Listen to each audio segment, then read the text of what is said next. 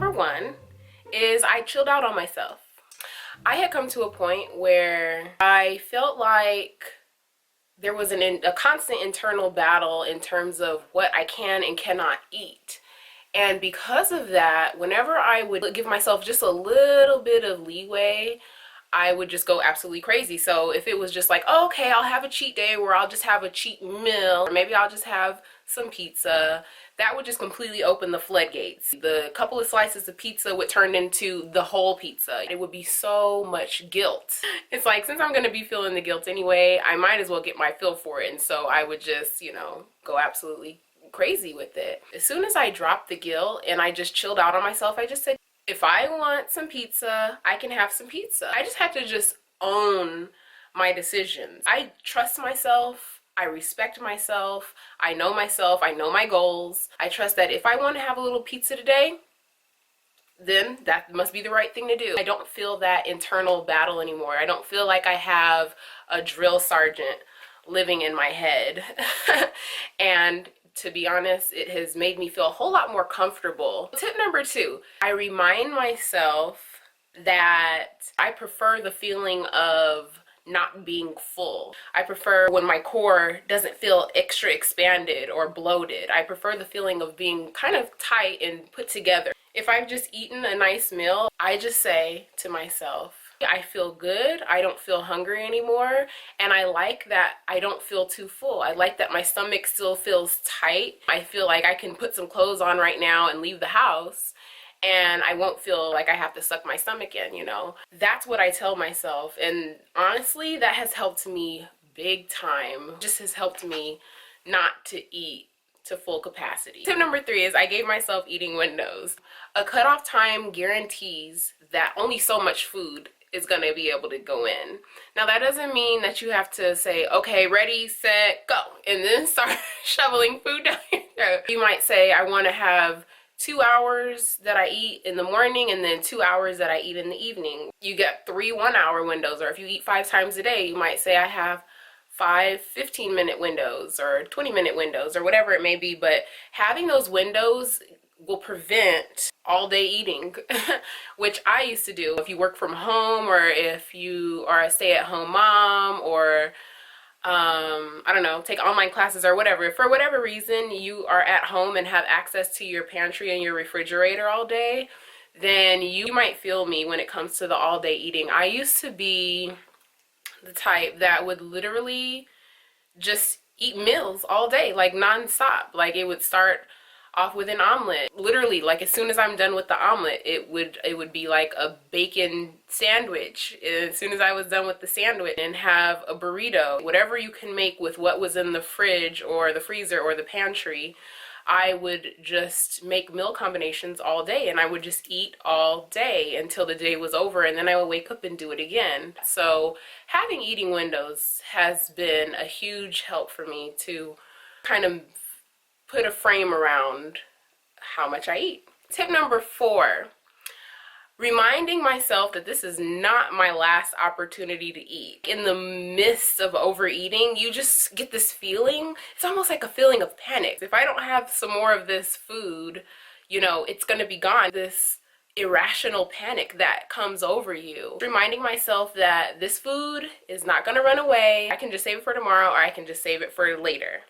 Tip number 5, drink plenty of water. False hunger is a real thing, y'all. Sometimes thirst can come across as hunger or a hunger pang. We just reach for food a lot of the time when in actuality we're really thirsty. If you eat and you know that you've had enough and you know you're satisfied, and yet you still feel this need to eat some more, give it 15 minutes, have a couple glasses of water, and then give it another 15 or 20 minutes. If it is a thirst issue, then the hunger pangs should go away. And that leads me into tip number 6. Eat nutrient-rich foods. That will also avoid false hunger. I always think about this illustration. It's this illustration that, I don't know, if I've had a whole bunch of food and I had like very little nutritional value, I always think about like my stomach having a working crew inside of it,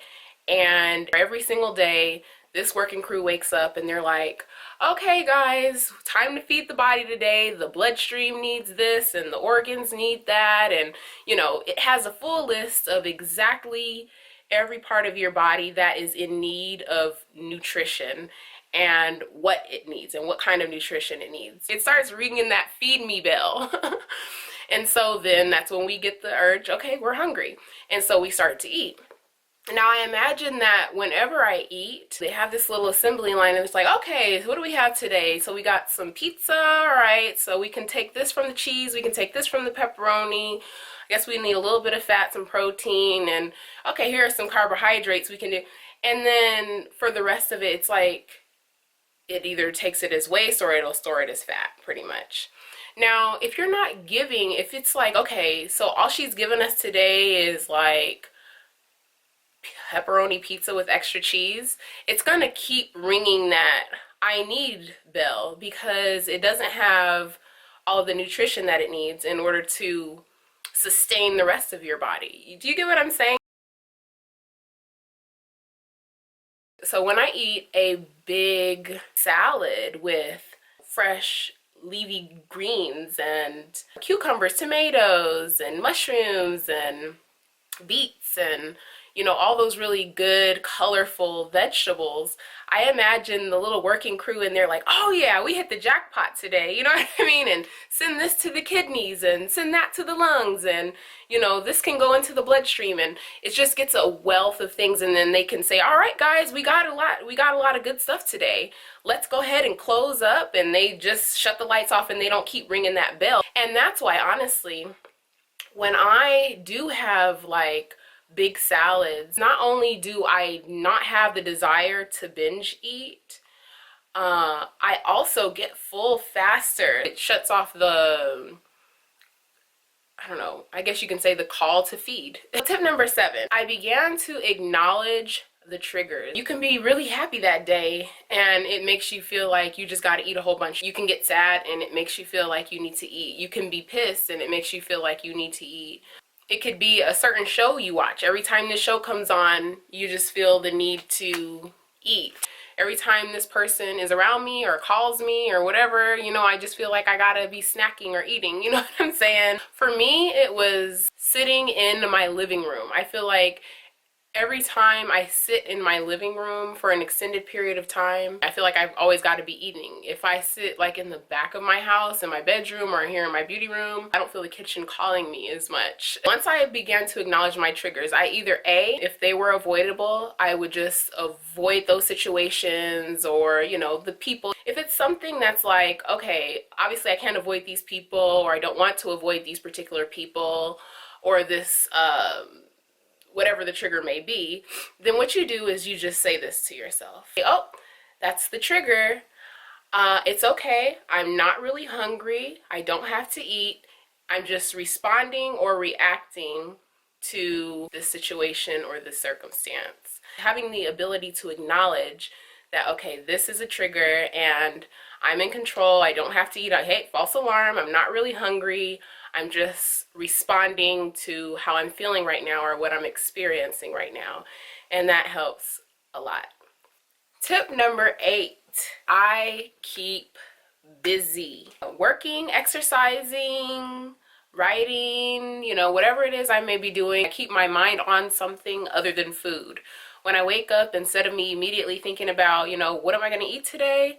I think about what am I going to do today? I feel like boredom is the #1 trigger. I think that most people who overeat or who binge eat can say that boredom is certainly one of their triggers, if not the #1 trigger.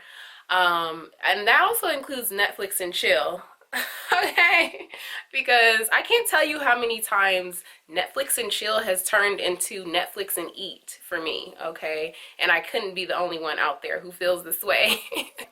Tip number 9, planning meals and writing down what you eat. When I first started writing down everything I was eating, I was amazed at how much I was actually eating. It was almost like even if I wasn't binge eating, I didn't realize how many excess calories I was taking in. I was certainly overeating. I was eating so much more than my body needed. Planning your meals indicates that you have an idea of what you need to be eating or about how much your body actually needs to eat. Tip number 10, and the final tip, is when all else fails, remind yourself that you have the right to say no. Remind yourself that you are a powerful human being and you have the control over your life and your desires. You remind yourself that your body and its physical cravings do not control you. Remind yourself that your emotions do not control you. Remind yourself that you have absolute total control over yourself and your body and the decisions you make. You have the right and the power to say no to overeating. Those are my 10 tips on how I stopped overeating. They have helped me drastically in my journey because, oh my gosh, overeating and binge eating. I've suffered from both, just basic overeating and extreme binge eating, where literally I would eat so much to where I would pass out. I'm not kidding. I would just pass out on the floor and, you know, food would be right next to me. I am not a slave to food. No longer does food have control over me like it used to, and I'm so grateful and I'm just so happy. So I really hope that these tips help you like they've helped me. Let me know down below, what are some of the experiences that you've had? What are your triggers? I want to know. Let me know if you have triggers and what they are for you. Are they the same like it is for me? Is it a Netflix and chill type of thing? Thumbs up if you like this video and subscribe so you don't miss out on the next one. Thank you so much for watching, and always remember to take care of yourself. See you next time.